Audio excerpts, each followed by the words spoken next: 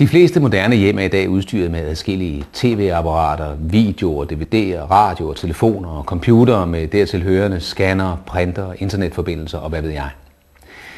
I en konventionel installation så vil alle disse apparattyper have hver deres ledningsnet, og de tilhørende stik vil være hver sin standard, som kun kan bruges af den pågældende apparattype. Alt i alt en installation, som ikke giver de store muligheder for ændringer, uden der skal trækkes nye kabler og etableres nye stik. Det er ufleksibelt, det er begrænsende og det er besværligt. Med IHC-net som en del af husets IHC-installation, så bliver den elektroniske virkelighed i boligen pludselig en helt anden. Rundt omkring i rummene, der sidder der en række diskrete stik. Og et hvert af disse stik kan valgfrit bruges som tv-stik, telefonstik eller computerstik, og det hele kan ændres på et øjeblik. Det betyder, at det stik, som i øjeblikket bruges til en telefon, ja, det kan jeg bruge nu til at koble en computer på husets lokale netværk eller til at sætte et fjernsyn til antennenetværket.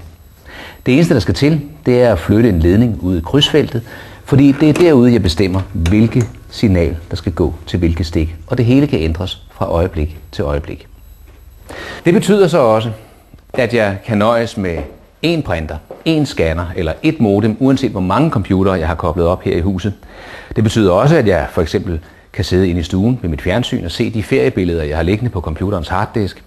Og det betyder, at et hvert fjernsyn, uanset hvor det er placeret i huset, kan vise den film, som jeg netop har sat på her på DVD'en i stuen, eller som jeg har sat på videoen inde i børneværelset. Og så betyder IHC-net som en del af IHC-installationen, at jeg frit kan flytte mine computere, telefoner, videoer og fjernsyn, hvorhen jeg vil, uden at skulle tænke på stik, kabler og forlængerledninger. Det hele er der i forvejen, og det kan bruges sådan, som jeg har lyst til.